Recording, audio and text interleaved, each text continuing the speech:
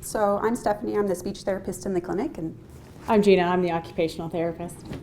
And we're going to just do a quick introduction to communication and technology options.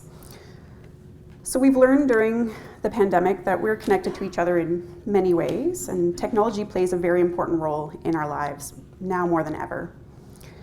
For people with motor neuron disease, the ability to use their phone, tablet, or computer may become harder, but there are many ways that we can help keep you connected. We use technology for socialization in many different ways, including phone, texting, emailing, social media like Facebook or Twitter or Instagram, and video calling like Skype, Zoom, or FaceTime. We also use technology for many other day-to-day tasks such as banking or shopping. Smartphones and tablets come with accessibility features that are built right into them. For example, Apple has Siri and Android has Google Assistant. And Apple has voice control and Androids have voice access. The difference between these two is that voice control lets users control the entire device with spoken commands and specialized tools, while Siri or Google Assistant gives you a way to ask for information and complete everyday tasks using natural language. Basically, voice control replaces your finger touches while the assistant answers questions. There's also assistive touch and the accessibility menu shortcut, which is on-screen options that replace the physical buttons on your devices. So instead of pushing the volume button, there's an on-screen option for that. So this is very command-based, and you have to learn the commands such as open, click, and tap, just like you saw in the video. You can also see in the video that the way that his iPhone was positioned made a big difference in his ability to use it. Thinking about your device, about how your device is positioned, is very important. So switching from tablet and phone, obviously, we talk about computers, laptops and desktops are both, have accessibility filters also built into their operating systems. Things like sticky keys. So is a keyboard shortcut.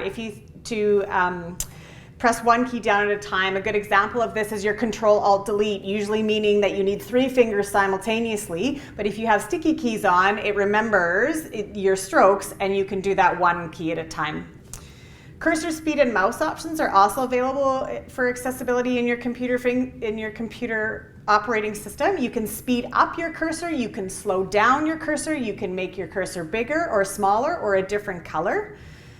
Speech recognition and voice controls are Windows and Apple's, again, similar to what you just saw in the video, but they will do that on your computer too. Speech recognition will use your voice to control your computer, things like open Word, open email, versus your voice control talking about sending a specific message, hi, how are you, which will type out what you speak.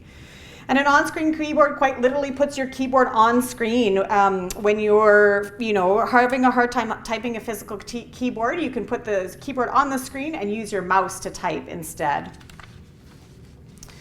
There are a lot of different options for a mouse. We all think of a mouse as a standard little thing that you hold and you click with your finger, but there are, these different options. This is a trackball. These are both made by Kensington, and the trackball is how you use a different part of your hand to move the cursor around the screen. The one at the top has programmable buttons. We can, use those for a click. If you think that you can't click anymore with your index finger, you can click with your pinky finger, and we'll move that, click to that bottom button. One of the click can be open your email. One can be open your search auction. Those are all available.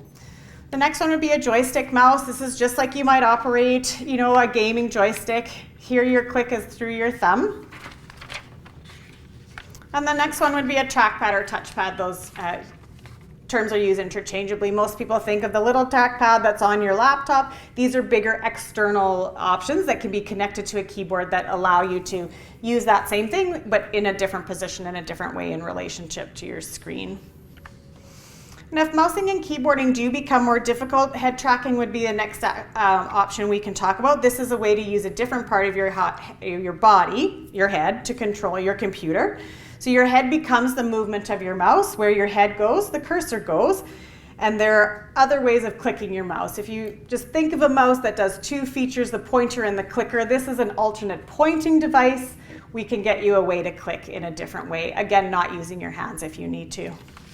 And the last one would be an eye tracking camera. You might have heard it referred to as eye gaze. This is similar to head tracking, except that now it uses your eye movements to move the cursor around the screen instead of your head. The difference between head tracking and eye tracking is you have to separate the movement of your head and your eyes for eye tracking. If you think of moving your head around versus keeping your head and just moving your eyes around, that's how the difference is between head and eye tracking. It's tricky. We really move. We look where our head goes. Head tracking is a much more natural way for people to control their computer. And this particular camera, the Tobii Dynavox PCI, is meant to be compatible with Windows computers.